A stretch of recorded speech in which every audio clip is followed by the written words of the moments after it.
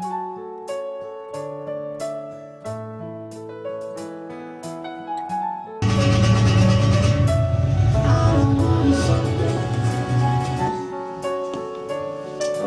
that's probably the last time you'll see those clips for a while, because this is our last installment in this series that we've been working on all summer.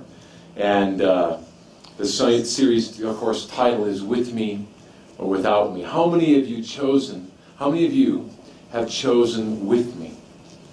Have you chosen with me? Have you taken those words to those people around you? And have you been able to, especially in those significant relationships, have you been able to commit to that place of, you know what, I'm going to do life with you. I'm going to do this with you. I'm not going to choose to do this without you. So we either choose connection or we choose distance, right? And there's really no in between. There's really a choice of connection or distance. And God exampled this for us. In fact, there's some verses I want to bring up just right at the beginning here in John chapter 15. And they're a reminder. We've already gone over some of them with you over the last couple of weeks, but I want to remind you of them again. And it says this in John 15. Just as the Father has loved me, Jesus is speaking, just as the Father has loved me, I have also loved you. So now, abide in my love. In other words, stay. Don't leave. Stay right there. Everybody say stay. Stay. Stay. Stay. Say with. With. Yeah. And if you keep my commandments, you will abide in my love, just as I have kept my Father's commandments and abide in his love. These things I have spoken to you, so that my joy may be in you, and that your joy may be full. That your joy may be full. How many of you want to experience the fullness of joy? Where the fullness, how full is full? We've taken, before we've used an illustration where we take a little bottle of water and I can fill this all the way up to the top, right? And it's only fullness. Full is defined by what? The level at which it overflows. If it's not overflowing, it's not full yet, right? When it's full, now it overflows. There's this place in us that we are so longing to be filled by the love of God, that our joy is full. We are in this place of safety with God, and so there's no place of fear. Our joy wells up. Our joy is overflowing. Check out this next verse in 1 John 4:18. There is no fear in love, but perfect love casts out fear, because fear involves punishment, and the one who fears is not perfected in love. We could almost say this, that they're not yet fully aware of how deeply they are loved. They're not yet fully fully aware that they are loved to the full. So there's space in them yet. They're living at some frame of inferior awareness or diminished awareness.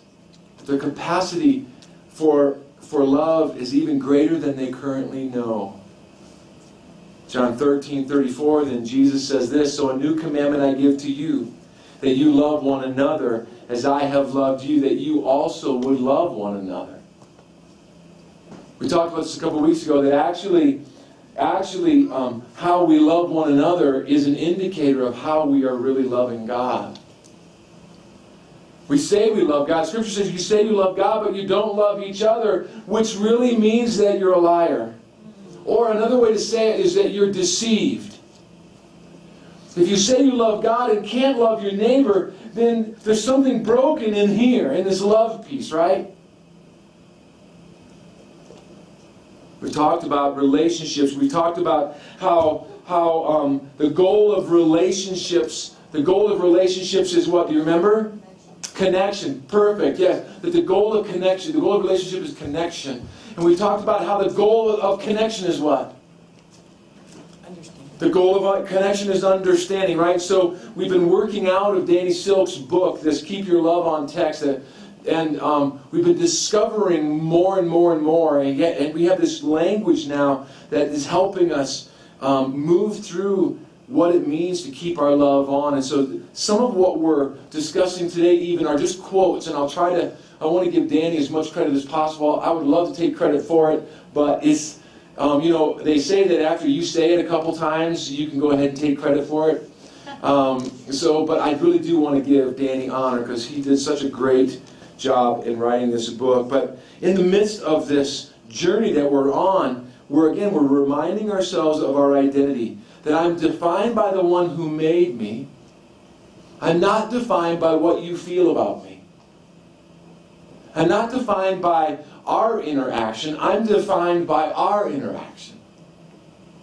And if I can have this definition, if I know who I am and I'm in a place of rest and safety in this love exchange that I have with God, I can now love you, and it's an outward flow. It's this idea, you put a garden hose in a mud puddle. You've heard me say this over and over. You put a garden hose in a mud puddle, and without pressure on, that muddy water is going to creep back in that hose.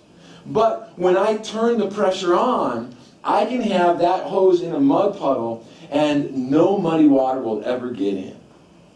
Because the flow is on.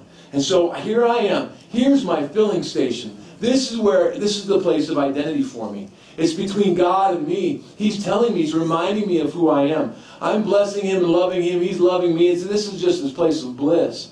And because I'm now so full, I'm in a place of overflow. And this flow is coming into every environment around me. Some environments are muddier than others. Some environments are fairly clean. Maybe just a little bit of mud. Maybe just a little, not too much, but in all these environments, although they may impact me, they don't define me. Because my definition, my identity comes from here, right? And so remember our place of identity. And so here I am, from this place of identity, I can move into relationships and I can crack my chest open. We call that intimacy, right? I want you to see inside of me, into me see. Here I go. Now look inside. And I'm not afraid of what you're going to see, because what you see and how you handle this is not defining me. Now, it might not be comfortable, because you might make me feel weird or odd or maybe diminished. You might impact me, but my identity is not coming from this. So I don't have to be fearful here. See, if I'm fearful and cracking my chest open, it's an indication that I don't feel safe. And while we do have a level of safety in our relationships here, my ultimate safety is coming from here, right? So, here's where we've been. We have encouraged you and challenged you to keep your chest, to bring yourself to the relationship. Bring yourself. And let the other party define the limit of where they are currently at in the capacity to engage you in a relationship. So if I'm coming with my chest, I'm cracking it open, I'm going to show you who I am. I'm coming to you without fear. How you honor me by helping me to feel safe with you will determine how much I'm going to crack my chest open. Does that make sense? And so here we're going to choose. We're going to have fearless. We're going to fearlessly come to our relationships. But we also are going to know our boundaries in relationships. And those boundaries are set because we are choosing to protect what's valuable to us. I'm going to protect this. And if something's happening in our relationship with one another that's going to diminish this, I'm going to set a boundary there. I'm sorry, this is as far as you go here because I'm protecting this. We're not creating boundaries because we're afraid of you. We're creating boundaries to protect what's valuable to us. Two different ways. One is fear-related, the other one is love, right? One is motivated by love, one's motivated by fear. You with me? All right, so we talked about these things, and if you're curious about this, you can always go online on our website, and you can download or watch the videos, watch the teachings over this last summer. You can even download them if you want to, and so you don't have to sit at the computer. You can get them on podcast too. But here's the deal. Stay engaged in relationships. Another way to say it is this. Avoid avoidance. Sometimes when we get in relationships and it becomes a little bit uncomfortable, the natural thing is I want to begin to avoid, right? And what that's indicating is that this relationship is becoming uncomfortable to you, and it's beginning to control you. Because now there's fear inside of me, and so control is entering, right? So fear and control go hand in hand. Fear and control are not the way God operates. It's not the way of the kingdom, right? And that's what that 1 John 4 passage says. But we don't want fear and control to be in relationship. Because when there's fear and control in relationship, there's manipulation. I'm afraid, I'm backing away, I'm avoidance. So here's the deal. We're going to encourage you. We're going to say, stay engaged in relationship. Stay engaged. Avoid avoidance. Now, it doesn't mean that we don't create boundaries, but I'm going to avoid avoidance. All right? Another thing I want to encourage you to do is just to stay in an honoring place. Continue to see them from heaven's perspective. That's what honor really is. I'm going to see you the way heaven sees you, so that I'm going to respond and act accordingly, right? You're not going to control my actions. Heaven is the one that's fueling me. I'm going to come to you, and I'm going to honor you because I see you the way heaven does. You may not see yourself the way heaven does, but I'm going to help you. I'm going to even help you see you how heaven sees you. So I'm going to remind you of who you are. I'm not going to remind you necessarily of how you hurt me. I'm going to remind you of who you are from heaven's perspective. Because the reality is the only reason you hurt me is because you forgot. Or maybe you didn't know who you were. Because if you know who you are from heaven's point of view, if you know that, you're going to carry heaven's heart into every relationship. It's going to be an outward flow of love. And when hurt does take place, sometimes it takes place because of ignorance. We didn't know that was going to hurt someone. It was an amazing. I was actually watching. I'm a sci-fi fanatic, and I was watching a show actually yesterday, and it's this show called Continuum, and it's this people that come back in time and all this kind of stuff. But there was this engagement between a father and a son, and the son comes in and he is just full of anger, and he's coming at his dad. Right? In fact, at the beginning, he didn't even know he was dead, so he's going to find out he was his dad and all that kind of stuff. But he's coming at his dad, and I heard this comment, and I paused it, and I said, Kelly, did you hear that? And then what this guy said was this. The dad, he said, he's not even knowing what's going on with this kid, what's at the base of his anger. But he says this, if you need me to take responsibility for something, I will. But help me to understand what's going on. I went, wow, that was brilliant. How brilliant is that? In other words, he wasn't on the defensive. He wasn't scared of this son coming up to him. He wasn't being controlled. I said, oh no, what did I do wrong? He didn't come back at him, Basically, he said, well, if you need me to take responsibility for something, I will.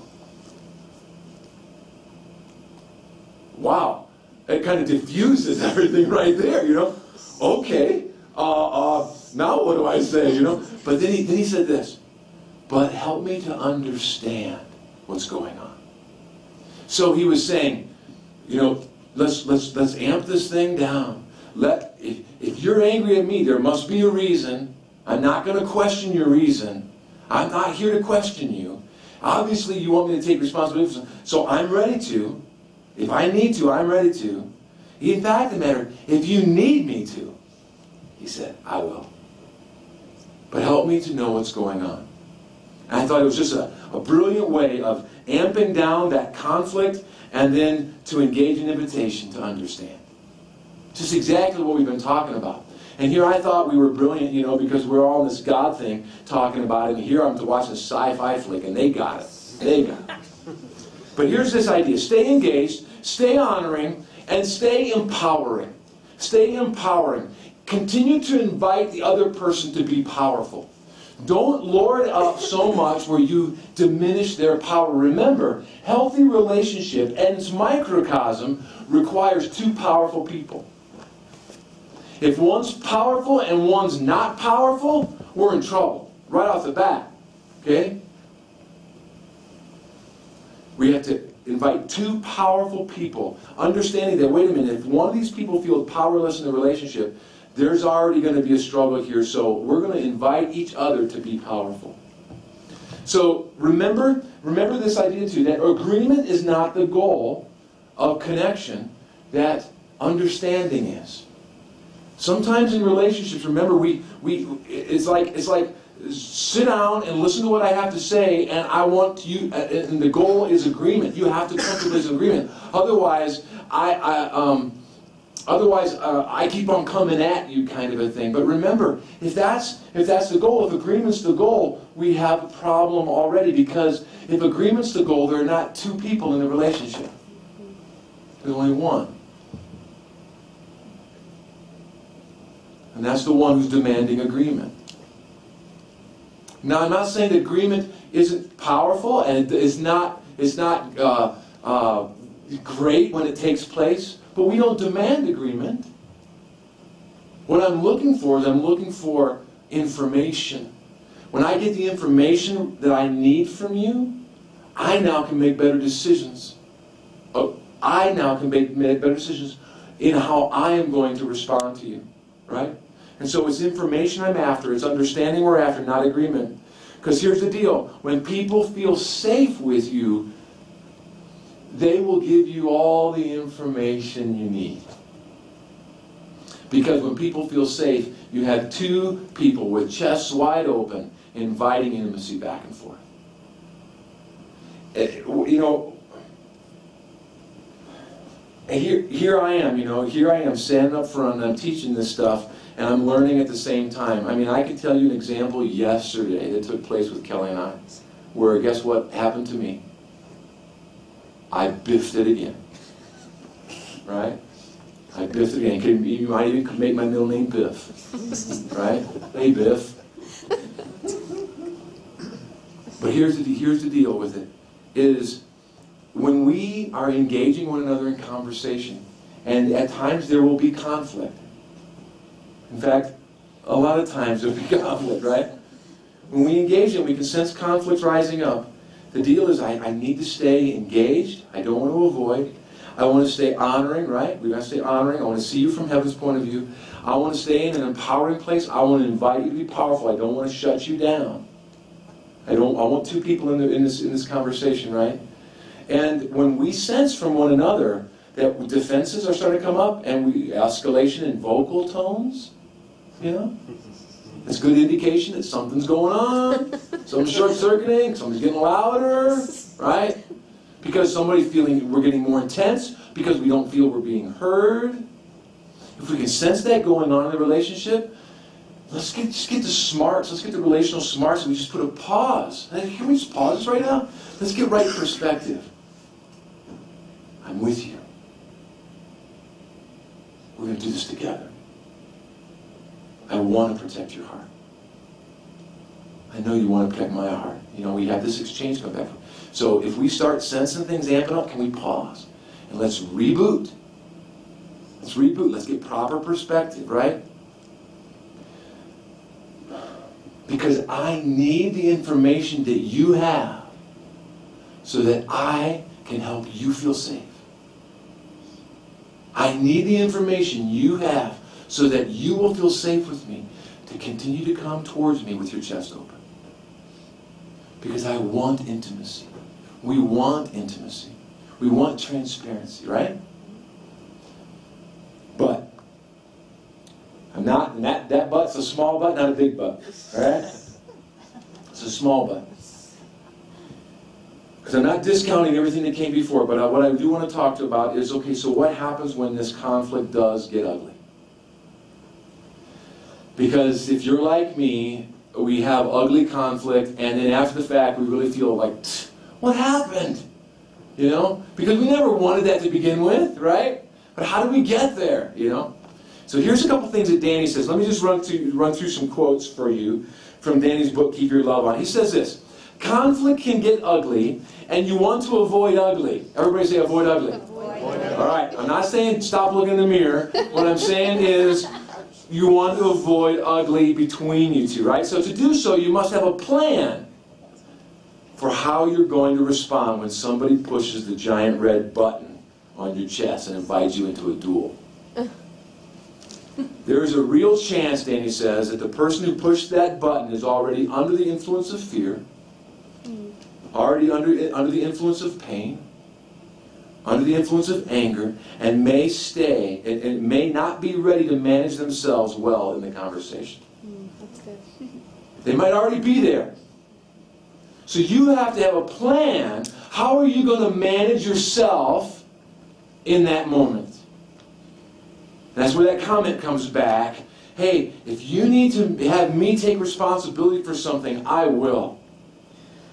But tell me, help me to understand what's going on. Wow, what a brilliant statement. I mean, we should make cards like that and stick them somewhere where it's visible when we get into this stuff. Here's another quote that Danny says. Having a plan for how to resolve conflict will help you maneuver through the difficult parts of your relationship. You need to have a plan for what you are going to do, no matter what the other person is going to do. Friends, that's called self-control. And it's a fruit of the Holy Spirit. In fact, it's who God is. God's in perfect control of himself.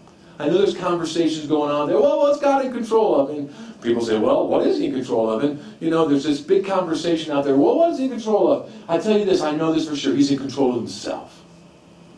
And then he invites, because the culture of heaven is an invitation culture, he invites us to be in control of ourselves. And so the fruit of the Spirit, the very ninth one, the very last one on the end of the 9 is what? Self-control. Jesus, God's saying, be like me. Be like me. Love, joy, peace, patience, kindness, goodness, gentleness, faithfulness, and self-control. Be like me. Be in control of yourself, even when other people aren't in control of themselves. Be in control of yourself. So, keep your peace. Keep your peace. And you're going to be able to keep your peace when you are able to see them from heaven's point of view. If I lose perspective of how heaven sees you, it's going to be difficult for me to keep my peace. See, my rest and my peace, my comfort, everything's coming from here. This is where my source is, right? So remember honor. Remember 2 powerful people. And begin to recognize fear. Begin to recognize fear. Absolutely, there's a sensitivity that's increasing in me now. I feel fear. I can feel it. It's not mine. I feel it. I sense it. And there's actually this indignation that rises up in me. There's this thing that's going on inside of me these days where actually I'm having more of a conflict against fear than I am against the person anymore. I see the fear that's being struggled with. I see that. And the difficult thing that I'm working through personally is not for the person to think that what's going on inside of me is against them, but it's actually against the Spirit. It's against that fearful thing that's going on inside of me, because I'm growing into this intolerance to fear. So I'm working through some of those things right now. But I have to see them the way the Father sees them. I want to see the person. I want to see the fear. I want to see them as separate. I want to see them as separate. I want to see that the person might be struggling with fear, so that I'm not holding them accountable for what fear is doing in them. And I can offer them grace. Here's some more things from Danny. Conflict becomes dangerously ugly when we react out of fear and pain. Danny says, fear feeds conflict because it's in every way opposed to connection. When you can recognize what happens when your natural defenses are triggered by a perceived threat, you can put a plan of action in place to get fear under control and minimize the damage to your connection. See, here's the thing. With self-control, you get to decide how many disrespectful interactions you're going to put up with. That's up to you. At some point in time, you can say, wait a minute, here's my boundary. And when you protect what's valuable to me, then we can go to the next level. And so when the person is doing their thing and disrupting, trying to disrupt you, and they begin to push into your peace and you feel your peace beginning to diminish, you can say, pause. Would you put a pause in this conversation? Because I want to be able to interact from you from a right place. And right now, I can sense that that's being threatened in me. So I need to either pause, come back at this a different time, however that looks for you, but pause the conversation until you are in a place of rightness here, so that you can continue to interact there. That's protecting your boundaries. Okay? And remember to continue to use your I statements. I statements are not what I'm thinking. I statements is I feel. I don't necessarily know why I feel this right now, but I'm feeling this. And then watch and see how the person responds to you. Will they protect your heart? Here's some more from Danny. Only a respectful conversation is going to be productive in resolving conflict. Remember, it is your responsibility to set a boundary for how many disrespectful, unproductive, or damaging exchanges you will endure. The moment you pick up the dueling sword, you're equally guilty for whatever blood is going to be shed. All right? So the point is, don't pick up the sword. You're going to be, it's like, somebody coming to you with a gun, smacking you inside the face, and they're trying to get you to fight. And you can say, wait, no. As soon as you pick up your weapon, there's going to be blood.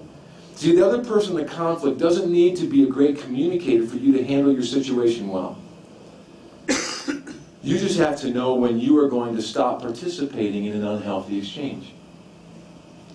And when that exchange gets unhealthy is when you begin to feel threatened, and you actually begin to feel diminished in your sense of value by what's going on. Because that conversation, that conflict is threatening your identity. And you say, well, pause. Now you might be able to do this all in a split moment, all like in a twinkling of an eye, all of it can happen momentarily inside of you. Or you might need to actually stop the conversation with where it's at, so that you actually maybe have to change your atmosphere so that you can reconnect. But remember, you're in charge of you. They aren't, and you're not in charge of them. That's what it means for two powerful people to be in a relationship, right? The big deal here is that you want to stay connected. You're protecting the connection. You want to make sure the signal is getting through. Danny puts this illustration in his book, this illustration of a TV, a television set, and then also like a DVD player, right? And he says in there, the TV, the DVD, they have signals that go back and forth in order to communicate to one another, right? So the TV listens to the DVD player. It gets the signal from the DVD player, says, okay, I want you to put this kind of audio in, I want you to put this kind of video signal in. It does not say, the TV does not say to the DVD player, hey, that's a stupid movie. It just doesn't do that, right? It says, am I getting the right signal from you, right? That's it. It says, is this what you're trying to say to me? Help me to know what you're saying to me. I want the right, because I'm going to put on display what you're sending to me, right? Is this what you're trying to tell me? Is this accurate? Great questions in a conversation. Great questions. Okay, so what I just heard you say is this. Is this what you're trying to say? Sometimes, if you've been around this at all, you'll say back exactly what the person said to you, and they'll go, no, that's not what I'm trying to say. Okay, well, that's what I heard you say, so is there another way to say it that I can get a right understanding? Because my goal here is to understand. Right?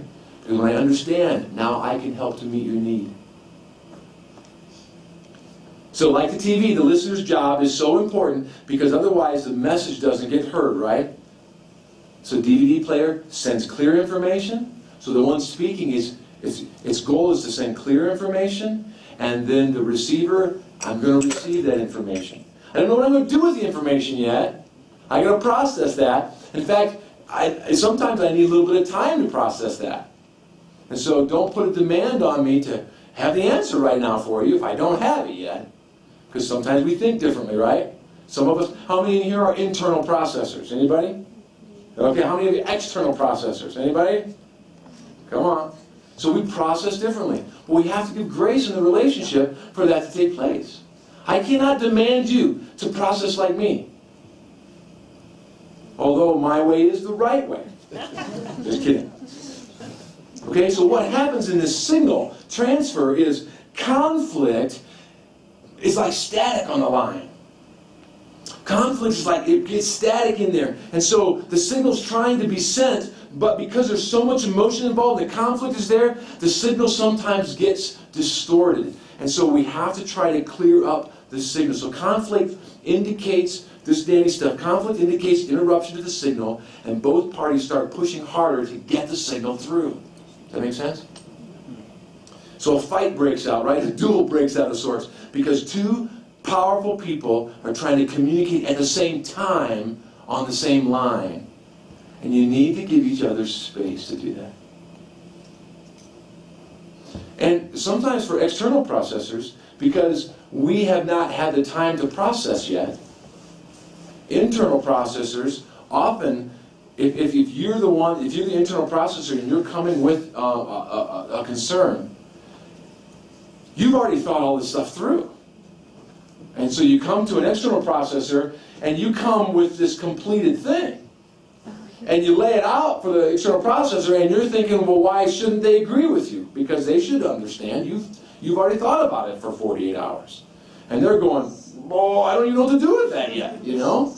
I'm just reacting to what I just heard, you know? So we just need some time. So give time. Recognize that people are wired differently. And again, that comes when I'm back here in this place of I'm connected to God, and I'm looking at you the way God sees you. And so there's no blame for you being external or internal. There's no wrong for you needing more time to think something through. There's nothing wrong there. I see you the way God sees you, and so I'm offering you ample grace. All right? So a little bit more from Danny. In order to steer a duel towards a respectful conversation, you need to know what a respectful conversation is. A respectful conversation has a goal. And it has a process for achieving that goal. Right? If the other person refuses to agree to the goal and engage in that process, the conversation will fail in the respectful category. All right? And the goal is to have a respectful conversation, right? If it gets disrespectful, you're in control of you and you can remove yourself from the conversation until it becomes respectful, where you feel honor again. So the goal of a respectful conversation is to strengthen your relational connection by discovering what a person needs and how you can meet that need. Again, I'm going to say it again because I just think it's really great. If you need me to take responsibility for something, I will. But help me to know what's going on. Help me to know what's going on. I want to hear your need. I want to hear what's going on inside of you. With that information, now I have the information I need to respond to you in a healthy way. Only when you both agree that the message has been successfully communicated and understood can you switch roles and begin to discuss solutions. First, you got to make sure, have we understood each other? Do we know where we're at? Okay. We don't even have to agree with where we're at. I'm not talking about agreement. I don't have to agree with your conclusion that you drew. But if I've understood you rightly, now we can move into the process of discussing a solution. So Danny says, you care about my needs and I care about your needs. We're going to invite and offer the exchange of truth every day in our relationship because we're choosing to stay connected. It's with me. I'm choosing to do this with you, not without you. So choose to keep your love on. Danny even says this, nuke fear. Nuke it, he says, you know. Believe the best about people. Trust them to care. Even though they might not handle that very well, believe for them. Again, coming back from heaven's point of view, see, heaven is all about believing a certain way towards us. I had a conversation yesterday with a gal backstage over at the Beauty and the Beast. And she was asking questions about faith. And she said, well, how can you have enough faith? And I'm like, oh man, great question, you know. And then one of the things I've been learning is it's not about me working up a certain belief system. It's not about me working up faith. The goal of faith is for me to believe what he believes about me. I'm trying to believe what he believes about me. You see, when I believe what God believes about you, guess what I have for you? I have faith for you. I have the faith of heaven for you. Because I'm bringing what God believes, and I'm convinced of this. I'm not trying to churn up anything over here about what happens on the planet. I'm convinced what he's saying and what he's doing, and I'm convinced in his nature.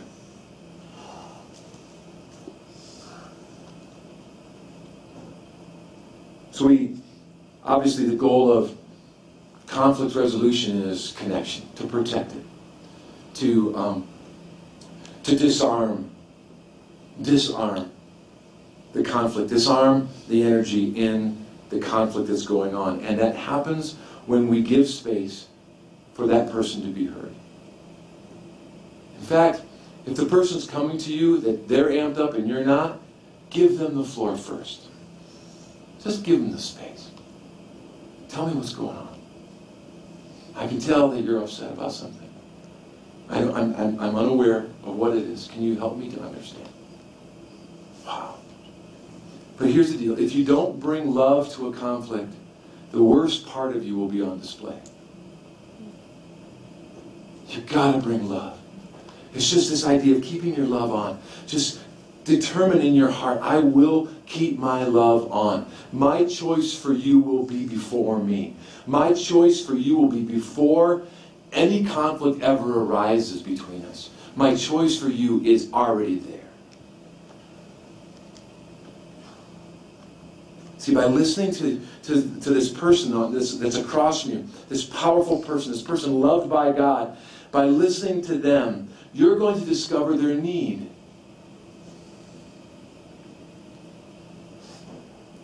And when you discover their needs, you now are inviting the best part of them into the conflict instead of their worst.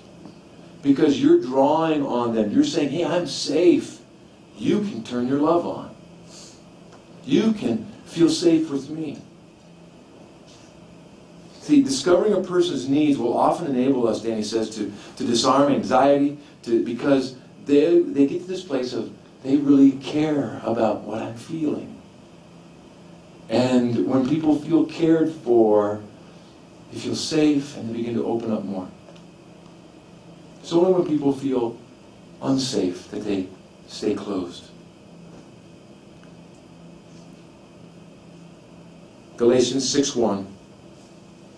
Brethren, even if anyone is caught in any trespass, and we could even say, we define sin here, trespass or sin, is a wrong idea. In its very smallest component, sin is a wrong idea that I have about God. And then how it trickles down and works out through me into a behavior, but it all starts with a thought. And every sin every behavior I have comes from a wrong thought I have about God. And if I have a wrong thought about God, see, if I have a right thought coming from God, then I'll have a right thought about you. If a wrong thought comes from God, I'll have a wrong thought about you. So it all comes back to here. But when I sin against you, it's probably coming from a wrong thought about you. And I need a right thought. So I need to have this information. But he says this, Paul, brethren, if any one of you is caught in any trespass, you who are spiritual, could we say you who are aware, restore such a one in the spirit of gentleness. Say gentleness. Each one looking to yourself so that you will not be tempted. There's this place where when we see the tensions rising up inside of people, it's not mine to come over and take responsibility for your tension, the tension that's going on inside of you. But from a place of peace and awareness, I can come and I can offer to you what I'm aware of. I'm aware of God's love for you. I'm aware of His peace and His safety. And I want you to experience that through me.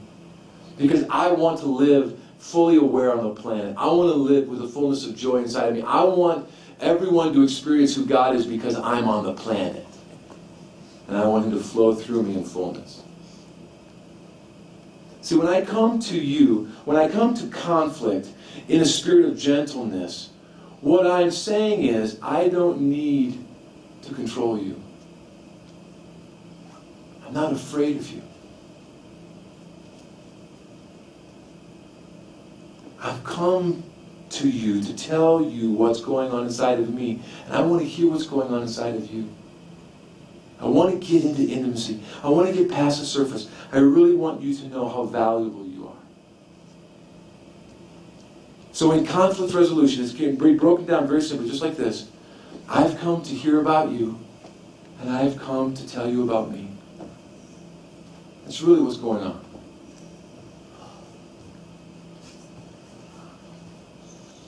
But to keep that going, we have to choose connection. We have to choose each other. We have to choose that with. All right? So check your motivation. Check your motivation. Danny says this. It's so easy when things seem to be moving along well in a relationship to ease off the gas and coast. Anybody ever do that before? Yeah. Right? I don't want to create tension when there's no tension. Right? Well, I got her flowers yesterday, and I told her I loved her then. Right? That should do me for about a week at least, right? Too many days like this is like eating too many donuts, Danny says. One day you get up and realize, wow, I feel so far away from you. What happened? Well, here's what he says, and he's very bold in his statement, but I hope you can receive it. He says you just got lazy. That's all. You just got lazy. And although it may not hurt you today, someday soon a conflict is going to pull on that cord of connection, and you're going to want it to be strong. So don't back off the brave communication strength training. If you can pass the test of prioritizing your connection when the seas are calm, then you'll be ready to pass the test in the storm. You won't have to worry about the cord becoming so fragile that it breaks under the slightest pressure. See, the trick is that when things are calm, that's the time to practice connection. I know we try to avoid it because we don't want the tension when there's no tension. But practice connection. It doesn't mean that there will be tension. It just says, I want to show you another piece of who I am. I want to show you inside of me. And then wait and see what they're going to do with it. And then, then another time, here's some more inside of me. What are you going to do with that? And let the mutual exchange back and forth. Keep your love on. Keep your love on. It's really this power of two. The power of two. The power of connection. Two are better than one. Check this out. In Ecclesiastes, and we'll end with this. Ecclesiastes 4, 9 through 12. Two are better than one because they have a good return for their labor. For if either of them falls, the one will lift up his companion. But woe to the one who falls when there is not another to lift him up.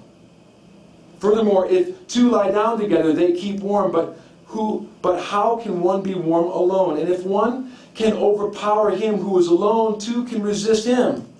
A cord of 3 strands is not quickly torn apart. Just choose this lifestyle of with. Just choose to say, I'm going to do life with. Just choose it. It's a choice you make. You're in control of yourself.